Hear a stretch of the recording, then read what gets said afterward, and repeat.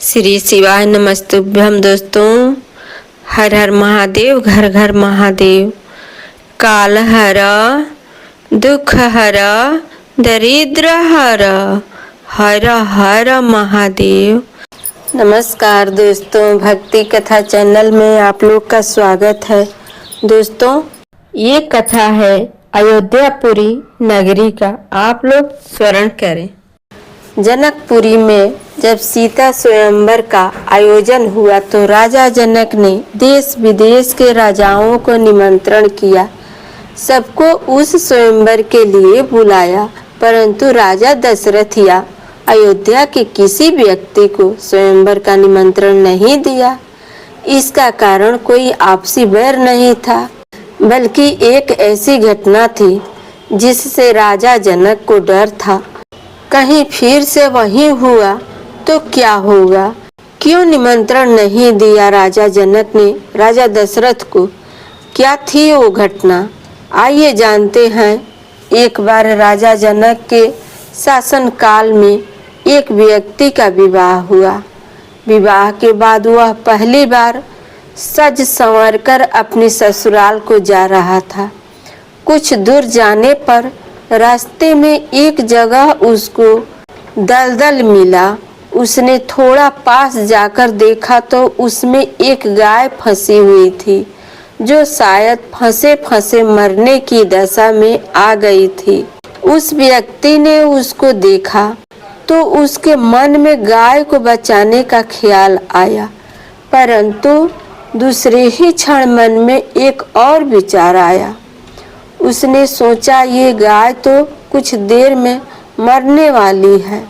अगर मैं इसको यहाँ से बाहर निकालने के लिए इस दलदल में घुसा तो मेरे कपड़े और जूते खराब हो जाएंगे और मैं अपनी ससुराल में ऐसी हालत में कैसे जा पाऊंगा। यह सोचकर वह गाय के ऊपर पैर रखकर आगे बढ़ गया। जैसे ही वह आगे बढ़ा, गाय ने जब उसे जाते हुए देखा तो उस व्यक्ति को श्राप दिया कि जिसके लिए तू जा रहा है उसे तू देख नहीं पाएगा। यदि तू उसे देखेगा भी तो वह तत्काल ही मृत्यु को प्राप्त हो जाएगी। यह कहकर कुछ ही क्षण में गाय के प्राण निकल गए। उस श्राप को सुनकर वह व्यक्ति दुविधा में फंस गया। उसे अपने किए पर बहुत पछतावा हो रहा था, परंतु अब कुछ नहीं हो सकता था। जो होना था वो हो गया। अब वह व्यक्ति उस गाय के श्राप से मुक्त होने का विचार करने लगा। मन में बहुत बड़ा बोझ लिए वह ससुराल पहुंचा। वहां पहुंचकर वह दरवाजे के बाहर ही बैठ गया और यह विचार करने लगा कि अगर मेरी नज़र मेरी पत्नी पर पड़ गई तो क्या होगा। कुछ समय बाद परिवार के अन्य सदस्यों ने उसे घर के अंदर चलने का अनुरोध किया, किंतु वह नहीं गया। रास्ते में जो घटना घटित हुई थी उसके बारे में भी किसी को नहीं बताया। उसके दिमाग में तो गाय के द्वारा दिया गया श्राप बार बार गूंज रहा था। जब उसकी पत्नी को उसके घर के अंदर न आने की बात पता चली तो उसने अपने घर वालों से कहा कि चलो मैं ही चलकर उन्हें घर के अंदर लेकर आती हूँ। पत्नी ने जब जाकर उससे कहा कि आप घर के अंदर क्यों नहीं आ रहे हो और मैं जो भी बोल रही हूँ उसे सुनकर भी मेरे सामने होते हुए भी मेरी ओर क्यों नहीं देखते हो। वह व्यक्ति अपनी पत्नी की बात सुनने पर भी चुप रहा। काफी अनुरोध करने के बाद उसने रास्ते में घटित सारा वृत्तांत कह सुनाया। पत्नी ने कहा, मैं भी पतिव्रता स्त्री हूँ, ऐसा कैसे हो सकता है? आप मेरी ओर तो देखो। अपनी पत्नी की बात सुनकर उसने ज्यों ही नजर उठाकर अपनी पत्नी की ओर देखा वैसे ही उसकी आंखों की रोशनी चली गई और वह गाय के शापवश पत्नी को देख ही नहीं सका। उस व्यक्ति की पत्नी भी पतिव्रता थी, इसी कारण उसकी मृत्यु नहीं हुई। यह देखकर पत्नी अपने पति को साथ लेकर राजा जनक के दरबार में गई। वहां जाकर उसने सारा वृतांत कह सुनाया। राजा जनक ने राज्य के सभी विद्वानों को सभा में बुलाकर समस्या बताई। उन्होंने अपने दरबार में बैठे हुए ब्राह्मणों को कहा, हे ब्राह्मण देव, गौ श्राप से निवृत्ति का कोई सटीक उपाय हो तो बताइए। सभी विद्वानों ने आपस में विचार करके एक उपाय बताया। उन्होंने कहा कि यदि कोई पतिव्रता स्त्री छलनी में गंगाजल लाकर उस जल के छींटे इस व्यक्ति के दोनों आंखों पर मारे तो गौ श्राप से मुक्ति मिल सकती है तथा इसकी आंखों की रोशनी पुनः लौट सकती है। राजा ने पहले अपने महल के अंदर की रानियों सहित सभी स्त्रियों से पूछा तो राजा को सभी के पतिव्रता होने में संदेह की सूचना मिली। ऐसा सुनकर राजा जनक चिंतित हो गए। तब उन्होंने आसपास के सभी राजाओं को सूचना पहुंचाई। उन्होंने उन्हें संदेश में कहा कि उनके राज्य में यदि कोई पतिव्रता स्त्री है तो उससे सत्समान राजा जनक के दरबार में भेज दिया जाए। जब यह सूचना अयोध्या के राजा दशरथ को मिली तो उन्होंने पहले अपनी सभी रानियों से पूछा। प्रत्येक रानी का यही उत्तर था कि राजमहल तो क्या, आप राज्य की किसी भी महिला, यहाँ तक कि झाड़ू लगाने वाली ही क्यों न हो, उसे भी पतिव्रता ही पाएंगे। राजा दशरथ को इस समय अपने राज्य की महिलाओं पर आश्चर्य हुआ और उन्होंने अपने राज्य की सबसे निम्न मानी जाने वाली सफाई करने वाली को बुलाया। उस महिला से राजा दशरथ ने समान पूर्वक पतिव्रता होने के बारे में पूछा तो उस महिला ने स्वीकृति में सिर हिला दिया।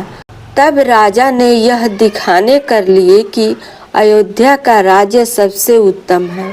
उस महिला को ही राज्य सम्मान के साथ जनकपुर को भेज दिया। राजा जनक ने उस महिला का पूर्ण राजसी ठाट बाट से स्वागत व सम्मान किया। तब राजा ने उस महिला को समस्या बताई, साथ ही ब्राह्मणों द्वारा जो उपाय बताया गया था वो भी बताया। महिला ने राजा को उस कार्य को करने की स्वीकृति दे दी। अगले दिन महिला छलनी लेकर गंगा किनारे गई। वहां पहुंचकर उसने प्रार्थना की, हे गंगा माता, यदि मैं पूर्ण पतिव्रता हूँ, यदि मैंने अपने तन और मन से अपने पति को ही परमेश्वर माना हो तो गंगाजल की एक बूंद भी छलनी से नीचे नहीं गिरनी चाहिए। ऐसी प्रार्थना करके जब उसने गंगाजल को छलनी में भरा तो जल की एक बूंद भी नीचे नहीं गिरी। यह पवित्र गंगाजल कहीं रास्ते में छलक कर नीचे न गिर जाए, यह सोचकर उसने थोड़ा सा गंगाजल नदी में ही गिरा दिया और पानी से भरी छलनी को लेकर राज दरबार में आ पहुंची। राजा और दरबार में उपस्थित सभी नर नारी यह दृश्य देख आश्चर्यचकित रह गए। तब उस महिला को ही उस व्यक्ति की आंखों पर छींटे मारने का अनुरोध किया गया। उसने ज्यों ही गंगाजल के छींटे उस व्यक्ति की आंखों पर मारे तो यूं ही उसके आंखों की रोशनी वापस आ गई। ये देखकर दरबार में उपस्थित लोग बहुत ही प्रसन्न हुए। तब उस महिला को पूरे राज सम्मान के साथ पारितोषिक दिया गया। जब उस महिला ने अपने राज्य में वापस जाने की अनुमति मांगी तो राजा जनक ने अनुमति देते हुए जिज्ञासावश उस महिला से उसकी जाति के बारे में पूछा। तब उस महिला द्वारा बताए जाने पर राजा आश्चर्यचकित हो गए।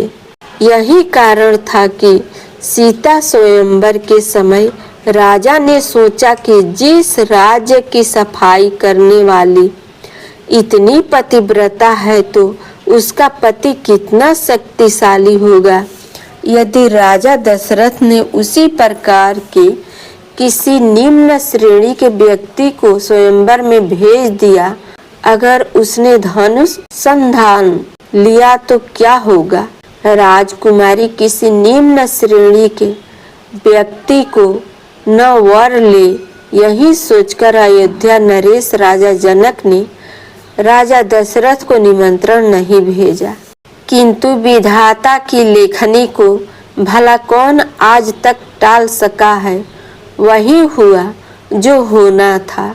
अयोध्या के राजकुमार वन में विचरण करते हुए अपने गुरु के साथ जनकपुर पहुंच ही गए तथा धनुष तोड़कर राजकुमार राम ने सुकुमारी सीता का वरण कर ही लिया। बोलो जय सिया राम। दोस्तों, आपको ये कथा कैसी लगी कृपया कमेंट करके ज़रूर बताएं। वीडियो पसंद आया हो तो लाइक करें और ऐसे ही और भी बहुत सारी कहानियों, कथाओं एवं जानकारियों को सुनने के लिए चैनल को सब्सक्राइब करें। कथा संपूर्ण हुआ।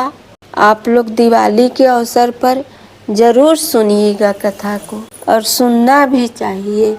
श्री शिवाय नमस्तुभ्यम। जय श्री राम।